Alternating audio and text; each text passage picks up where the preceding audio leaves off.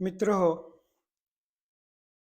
आपले दात हे पूर्ण शरीरातले सगळ्यात टणक, सगळ्यात कठीण, वज्रासारखे बनलेले हे दात आहेत. आणि या दातांना पोखरणाऱ्या, या दातांना किडवणाऱ्या, या दातांना नासवणाऱ्या पदार्थाचं आज आपण माहिती घेणार आहोत. आणि तो पदार्थ म्हणजे कॅडबरी चॉकलेट किंवा कुठलंही चॉकलेट. तर हे आपण जेव्हा बघतो की कॅडबरीमध्ये ही एवढी मोठी शक्ती दात पोखरण्याची कुठून आली? त्याच्याबद्दल आपण आज माहिती करून घेऊयात. नमस्कार, मी शेखर करमरकर. चला चरूया या व्हिडिओ सिरीजमध्ये आपलं स्वागत आहे. आज आपण कॅडबरी या पदार्थाबद्दल माहिती करून घेणार आहोत आणि बघणार आहोत की हा पदार्थ शरीराला उपयुक्त आहे का हानिकारक आहे, आणि हानिकारक असल्यास तो का हानिकारक ठरतो आणि तो का खाऊ नये. मागच्या वेळेस जसं आपण बघितलं की कुठल्याही पदार्थामध्ये दोन मून मुख्य गोष्टी आपण बघतो. पहिली गोष्ट असती ती इन्ग्रेडियंट्स, म्हणजे या पदार्थामध्ये कुठले घटक आहेत, आणि दुसरी गोष्ट म्हणजे न्यूट्रिशनल इन्फॉर्मेशन, म्हणजे ह्या पदार्थामध्ये जे घटक आहेत ते किती प्रमाणात आहेत. तर ह्या कॅडबरीमध्ये जेव्हा आपण हे बघायला जातो तेव्हा आपल्याला असं दिसतं. आता इथं उदाहरणार्थ मी मिल्क चॉकलेट हे घेतलेलं आहे. कॅडबरी बऱ्याच प्रकारची चॉकलेट्स बनवते. डार्क चॉकलेट असेल, मिल्क चॉकलेट असेल किंवा एखादं फ्लेवर्ड चॉकलेट असेल. उदाहरणार्थ हॅझलनट, कॅश्यू, पिस्ता, व्हॅनिला वगैरे वगैरे बऱ्याच प्रकारची चॉकलेट्स बाजारात उपलब्ध आहेत. आज उदाहरण म्हणून मी मिल्क चॉकलेटबद्दल बोलणार आहे. परंतु मी जे काही बोलणार आहे ते बाकीच्या कॅडबरीच्या किंवा इतर कंपन्यांच्या चॉकलेट नाही, थोड्याफार प्रमाणात लागू होतं. तर ह्यात मोठ्या प्रमाणात काय आहे, तर मिल्क चॉकलेटमध्ये मिल्क आहे, जे साधारणतः मिल्क पावडर किंवा स्किम्ड मिल्क या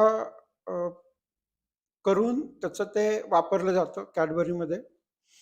हा मिल्क हा एक घटक चांगला आहे, त्याच्याबद्दल मी नावं ठेवणार नाही. त्याच्या खालोखाल ह्या पदार्थामध्ये मिल्क चॉकलेटमध्ये शुगर, साखर आहे. मी पुन्हा पुन्हा सांगतो आहे की तीन गोष्टी, साखर, मैदा आणि डालडा, या तीन गोष्टी ह्या मानवी शरीरासाठी अतिशय हानिकारक आहेत आणि आपण त्यांचा उपयोग शून्य केला पाहिजे. या तिन्ही गोष्टी आपण खाऊ नयेत. आणि ह्यापैकी शुगर ह्या कॅडबरीमध्ये मोठ्या प्रमाणात घातलेली आहे. त्यानंतर काय आहे, कोकोपासून मिळणारे कोको बटर आहे आणि कोको मास आहे. आता हे कोको बटर आणि कोको मास हे दोन्ही गोष्टी आपल्याला कोको किंवा एक कोको नावाच्या बिया असतात. साधारण आपलं चॉकलेट, कॉफीच्या जशा बिया असतात तशा या कोकोच्या बिया असतात. आणि ह्या कोकोच्या बिया ज्या साधारणतः आफ्रिकेमध्ये खूप मोठ्या प्रमाणात त्याचं उत्पादन होतं, त्या बियांपासून फॅट किंवा त्याच्यातलं ऑइली पदार्थ वेगळा काढला जातो. त्याला आपण कोको बटर म्हणतो. आणि कोको मास हे पण कोको बीन्सपासूनच मिळतं. तर ह्याच्यामुळे बेसिकली आपल्याला चॉकलेटला जी चॉकलेटची चव येते ती ह्या कोकोपासून येते, आणि कोकोवरनंच चॉकलेट हे नाव आलेलं आहे. तर कोको हा पदार्थ चवीला बराचसा कडवट असतो. जेवढं आपण कोकोचं प्रमाण वाढवू तेवढा तो पदार्थ कडवट बनतो, आणि ती कडवट चव सुधारण्यासाठी, मास्क करण्यासाठी, बॅलन्स करण्यासाठी म्हणून मोठ्या प्रमाणात कॅडबरीमध्ये, चॉकलेटमध्ये साखर वापरली जाते. मग ह्याच्यानंतर यात काय आहे? ह्यात आहे व्हेजिटेबल फॅट. म्हणजे थोडक्यात ह्यात पाम ऑइल घातलेलं आहे मोठ्या प्रमाणात. मोठ्या म्हणजे किती मोठ्या प्रमाणात? तर आपण भजी तळताना, भजी तळल्यावर भज्यामध्ये तेल ज्या प्रमाणात असतं, साधारण तेवढं किंवा त्याच्याहून जास्त प्रमाणात हे तेल कॅडबरीमध्ये असतं. आपल्याला जरी वाटत नसेल की कॅडबरी ही तळलेली नाहीये किंवा ही तेलकट पदार्थ नाहीये, तरी पण ह्या कॅडबरीमध्ये तेल मोठ्या प्रमाणात असतं.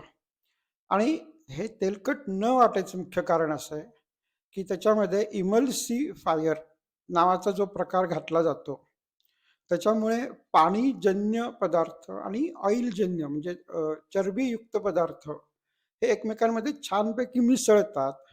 त्यामुळे आपल्याला कॅडबरी ही तेलकट जाणवत नाही. तरी सुद्धा ह्याच्यामध्ये खूप मोठ्या प्रमाणात तेल घातलेलं आहे. नंतर ह्याच्यामध्ये अजून काय आहे? तर त्याच्यात आर्टिफिशियल फ्लेवर्स आहेत. फ्लेवर म्हणजे आपण जेव्हा एखादं चॉकलेट खातो आणि त्या चॉकलेटला जो एक प्रकारचा विशिष्ट चव मिळते. उदाहरणार्थ व्हॅनिलाची चव असेल, स्ट्रॉबेरीची चव असेल, तर ही चव ज्या केमिकल्समुळे येते, त्याला आपण फ्लेवर्स म्हणतो. हे फ्लेवर्स हे आर्टिफिशियल म्हणजे लॅबोरेटरीमध्ये तयार केलेले असू शकतात किंवा नॅचरल म्हणजे एखाद्या वनस्पतीपासून मिळालेले असू शकतात. परंतु इथे मुख्य गोष्ट सांगण्याची अशी आहे, की ह्या फ्लेवर्समध्ये न्यूट्रिशन किंवा पोषण मूल्य ही विशेष नसतात. त्यांचं मुख्य काम हे पदार्थाची चव वाढवणं आणि पदार्थ चांगला, चविष्ट किंवा चमचमीत लागल्यामुळे त्या पदार्थाचा खप वाढवणं एवढ्या एका मुख्य कारणासाठी हे आर्टिफिशियल फ्लेवर्स किंवा नॅचरल फ्लेवर्स ही मिसळली जातात. आता ही झाली यादी. ह्या ह्या चॉकलेटमध्ये, कॅडबरी चॉकलेटमध्ये काय काय आहे. आता आपण जेव्हा न्यूट्रिशनल इन्फॉर्मेशनकडे बघतो, तेव्हा आपल्याला कळतं की हे घटक ह्या चॉकलेटमध्ये किती मोठ्या प्रमाणात किंवा किती कमी प्रमाणात मिसळलेले आहेत. तर आपण आता बघितलं की ह्याच्यामध्ये कॅलरीज किती आहेत? तर साधारणतः 550 कॅलरीज ह्या 100 ग्रॅम कॅडबरी चॉकलेटमध्ये आहेत. जेव्हा आपण एखादा पदार्थ आरोग्यदायी किंवा हानिकारक ठरवतो, तर त्याच्यामध्ये एनर्जी कंटेंट किंवा त्याच्यामध्ये किती कॅलरीज, किती ऊर्जा आपल्याला मिळते हे बघणं फार मोठी गोष्ट आहे, फार महत्त्वाची गोष्ट आहे. आणि ह्या गोष्टीकडे आपण दुर्लक्ष न करता त्याचा अभ्यास केला, तर आपण सहज सांगू शकतो की हा पदार्थ चांगला आहे की खराब आहे किंवा आरोग्यासाठी योग्य नाही आहे. तर जे पदार्थ हेल्दी असतात, जे चांगले असतात, जे पौष्टिक असतात, त्याच्यामध्ये 100 ग्रॅमच्या मागे साधारणतः 200-250 कॅलरीजच्याहून कमी असतात. आता उदाहरणार्थ आपण काकडी घेतली, जी अतिशय चांगली आहे आरोग्यासाठी. त्या काकडीमध्ये 100 ग्रॅम काकडीमागे फक्त 40 कॅलरीज असतात. त्याच्या कंपॅरिझनमध्ये जर आपण कॅडबरी चॉकलेट बघितलं, तर त्यात 550 कॅलरीज आहेत. हे कॅलरीजचं प्रमाण हे इतक्या मोठ्या प्रमाणात आहे, की अशा प्रकारचे पदार्थ खाऊन आपल्याला ओबेसिटी म्हणजे स्थूलत्व किंवा चरबी वाढण्याचे प्रॉब्लेम्स हे मोठ्या प्रमाणात येतात. आणि त्याबरोबर येणारे डायबिटीज, ब्लड प्रेशर, स्ट्रोक असे बाकीचे आजारांची यादी त्याच्या मागनं सुरू होते. त्याच्यामुळे आपण केव्हाही एखादा पदार्थ खायचा का नाही हे ठरवताना त्या पदार्थात 100 ग्रॅम मागे किती कॅलरीज आहेत ह्याचा जर अंदाज घेतला तर आपल्याला खूप सोपं जातं. आता ह्या कॅलरीज नंतर ह्यात काय आहे? ह्यात आहे 56 ग्रॅम साखर.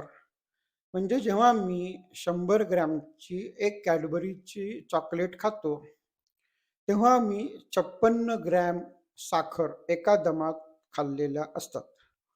तर ही 56 ग्रॅम साखर माझ्या जेव्हा शरीरामध्ये जाते, तेव्हा माझ्या शरीरामध्ये साखरेचा काही छोट्या प्रमाणात पूर येतो.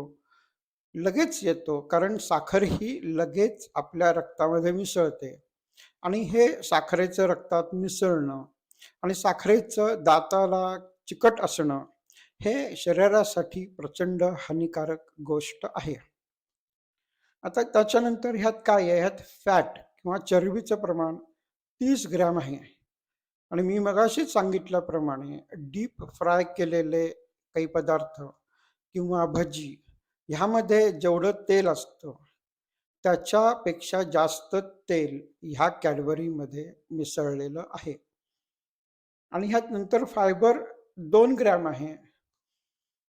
फायबर हे आपल्या शरीरासाठी आवश्यक असतं, चांगलं असतं, उपयोगी असतं, गुणकारी असतं आणि हे फायबर हे आपण साधारणतः एक ॲव्हरेज माणूस म्हणजे साधारण 70 किलोचा एक माणूस त्याच्यासाठी दिवसाकाठी 50 ते 60 ग्रॅम फायबर त्यांनी खाणं अपेक्षित आहे किंवा त्यांनी खाल्लं तर त्याच्या शरीरासाठी योग्य पोषण मूल्य मिळण्यासाठी ते गरज आहे. तर ह्या कॅडबरीमध्ये फायबर फक्त 2 ग्रॅम आहे. म्हणजे ह्याच्यात आतून आपल्याला फायबर जवळ-जवळ मिळत नाही. मग ह्याच्यानंतर जर आपण ह्याच्यामध्ये काय आहे बघितलं, ह्याच्यामध्ये काय नाही हे बघायचा जर आपण प्रयत्न केला, तर आपल्याला असं दिसतं, की ह्याच्यामध्ये फायबर खूपच किरकोळ आहे. ह्याच्यामध्ये व्हिटॅमिन्स म्हणजे vitamin A, B complex, C, D, E, K ह्याच्यापैकी एकही व्हिटॅमिन यात उपलब्ध नाही. नंतर ह्यात मिनरल्स म्हणजे ज्याच्यामुळे आपल्या शरीराचं पोषण होतं, त्याच्यामुळे आपलं शरीर बनतं, त्याच्यामुळे आपल्या शरीराचे अवयव म्हणजे जसं काही आपलं स्किन म्हणजे त्वचा आहे, केसांची वाढ आहे, बाकी काय हाडं आहेत, दात आहेत, लिव्हर आहे, हे सगळं बनण्यासाठी, सगळं चांगलं राहण्यासाठी जे काही मिनरल्स आपल्याला लागतात, म्हणजे त्यात कॅल्शियम आहे, फॉस्फरस आहे, पोटॅशियम आहे, सेलेनियम आहे, झिंक आहे, कोबालामिन आहे, असे बरेच प्रकारचे जे मिनरल्स आपल्याला आवश्यक आहेत, ज्यामुळे आपल्या शरीराचं पोषण होतं आणि आपल्या शरीराचं बॉडी बिल्डिंग केलं जातं. त्यापैकी कुठलाही पदार्थ या कॅडबरीमध्ये नाही. तर माझं एवढंच सांगणं आहे, की ह्या कॅडबरीमध्ये जे नको आहे ती साखर प्रचंड प्रमाणात घातलेली आहे.